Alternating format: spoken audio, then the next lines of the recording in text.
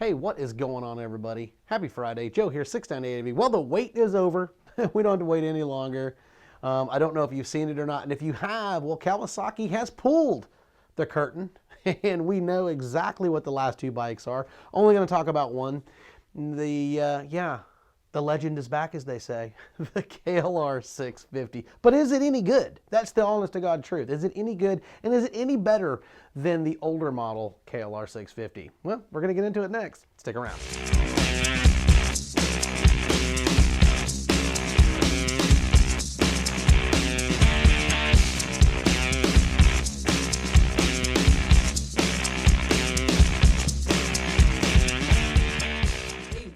What's going on, everybody? Joe, 698EV. How was your week? Hopefully all was good. Mine, not too bad. It was pretty decent. Weather here, Dallas-Fort Worth, has really been pretty nice lately. It's, been cool in the mornings, 30s, 40s, getting up into the 70s. So it's really getting to be that riding time of the year. So anyway, don't forget to hit that subscribe and give us a thumbs up if you would, please. I sure would appreciate it. And don't forget, you can hit us up at 698adv@gmail.com anytime. If you have any questions, new bikes, maybe some gear, camping, maybe places to go or something like that, any of that type of stuff, you can hit me up anytime and I'll get back with you as soon as I can get to it whenever I get around to checking it. I get quite a few every single week. But anyway, drapes. They covered it up. All mysterious and everything. Well, we know what we got right now. Kawasaki, they basically did their mysterious deal. They revealed some bikes, late last year, and then they said they had two more bikes that were coming. And we kind of knew what we were going to get. We knew that it was pretty much going to be a KLR 650, a new edition. We didn't know exactly what was going to come out of that, but we did pretty much knew it was going to be a KLR 650. I hoped it would be something else. It was not. It was going to be the KLR 650. And the other bike, which is the KLX 230, which I don't really want to talk about because it's not really a dual sport. It's really a dirt bike. And it doesn't really flow with the channel and what we're talking about. So what we are talking about is the brand new. It's back. The legend. The KLR 650 2022 edition. Well, the 2022 edition KLR 650, it's got some new features. And if you watch the intro and you listen to it, I said, well, is it any different than the older models, say the 2018 all the way down to 2008, when they made their change, and then from 2007 all the way down to the 80s, whenever they had the KLR 650s back in those days. I own two of those, so I kind of know what I'm talking about when it comes to the KLR 650. They are really pretty good bikes. They don't do anything amazing, but they will do anything, and I mean anything. So basically, is it any different? Well, with the 2022 model of KLR 650 from Kawasaki, here's some of the new stuff. This is the stuff that stuck out for me, that I thought there's more stuff that's out there. If you want it, you can go out and do your own research and read and stuff. But if you don't do this stuff and you don't follow the news on motorcycles and stuff, well, that's kind of where I come in and some of the other guys when we make these YouTube channels. So what really is new on the 2022 KLR 650 that's really different than the 2018s and the older models when they discontinued it? Well, they kind of gave it a new look. They sort of gave it a new look, with some new plastics and stuff like that. Well, they gave it three models. Three different models that are out there. They have the KLR 650, which is with ABS if you want it. It's an optional feature. They have what's called as the Traveler. It's a little bump up. Now, when I'm talking about it's a bump up, it's the exact same bike. There's not much that's changed on it.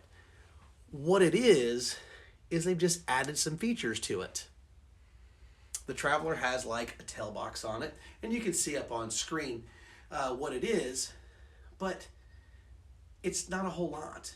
And then you have the Adventure model, which you can see on screen that it has a little bit more features as well. So basically with that, it really kind of gives it a little bit more.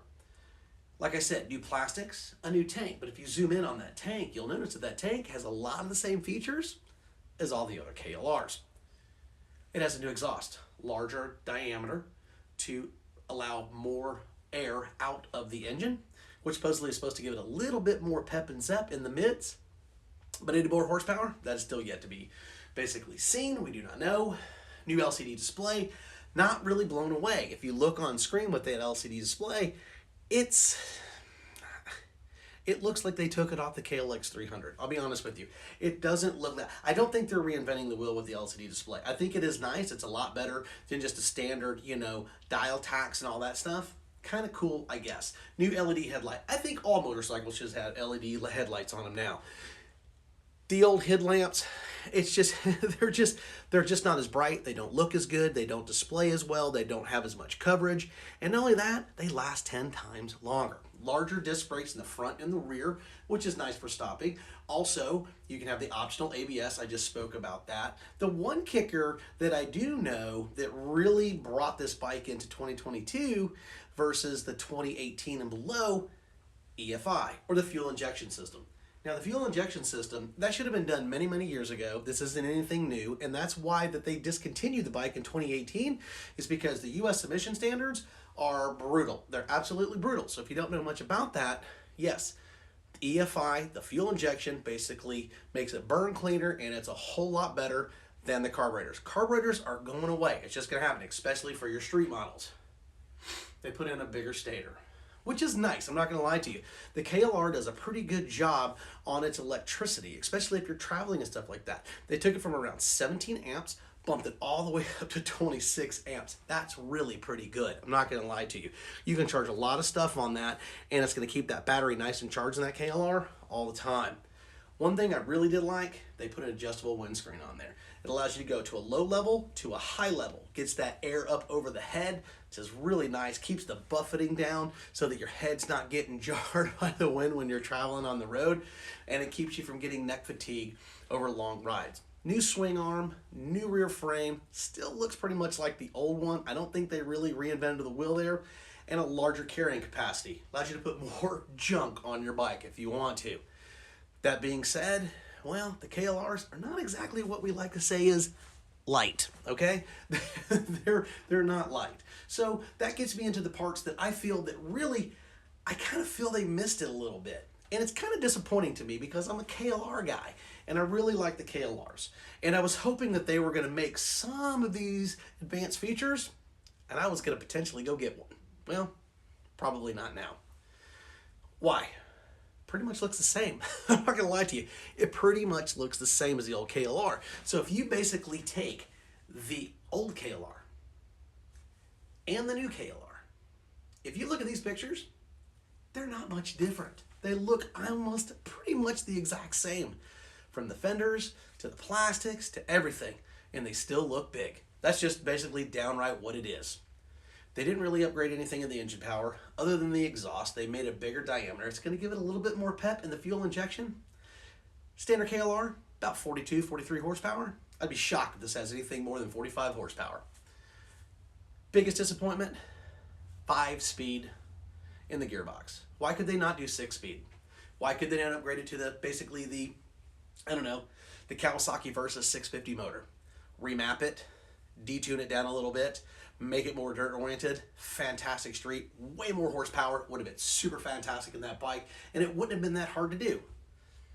Leave it to Kawasaki. If the wheel's not basically broke, don't fix it. 2117 tire, I really think they should have put an 18-inch tire in the back to give it some more clearance underneath that bike for off-road. With that being said, 8.3 inches of clearance. That's not very much. It really should have been more than that. They should have got that thing. They should have bumped it up. It should be 10 inches minimum for the KLR 650. 8 inches is just not good enough. I really just think it's pretty bad when the Royal Enfield Himalaya has more clearance than the brand new 2022 KLR 650. The new KLR, 456 pounds to 487 pounds.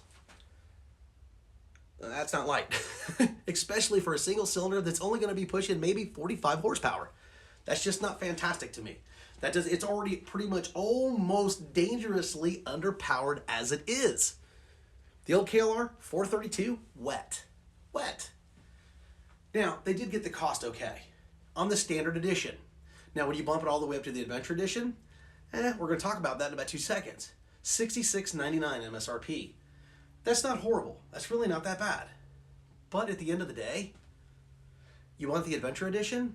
Yeah, you're like, oh, that looks cool, looks pretty neat. You're pumping $8,000 on that one. $8,000.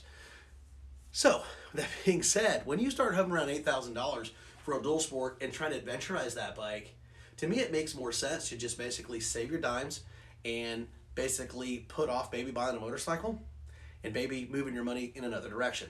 Me, personally, I would rather spend $2,000 more and get the Yamaha Tenere 700.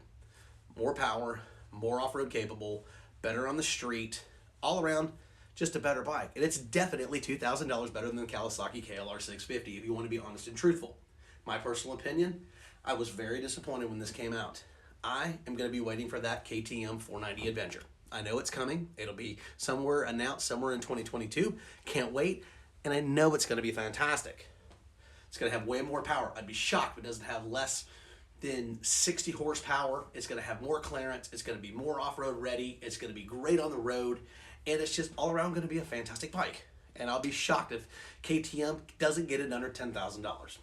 Anyway, KLR, did they get it right? I don't know. I just don't think so. That's my personal opinion. Put whatever you want down below. I don't care. It doesn't bother me one bit. But at the end of the day, I'm a KLR guy. I've owned 2 of them. So, Kawasaki, I love you, and I love your motorcycles. And I still think they're going to sell a boatload of these brand new 2022 KLR 650s. But at the end of the day, I just feel that they kind of missed it. They really should have done some more updating for all of us guys that really wanted more. Anyway, hey, I'm Joe, 690ADV. Don't forget, hit that subscribe, give us a thumbs up, and don't forget, 690ADV@gmail.com anytime. You guys be safe, get out, find your adventure. 690 out.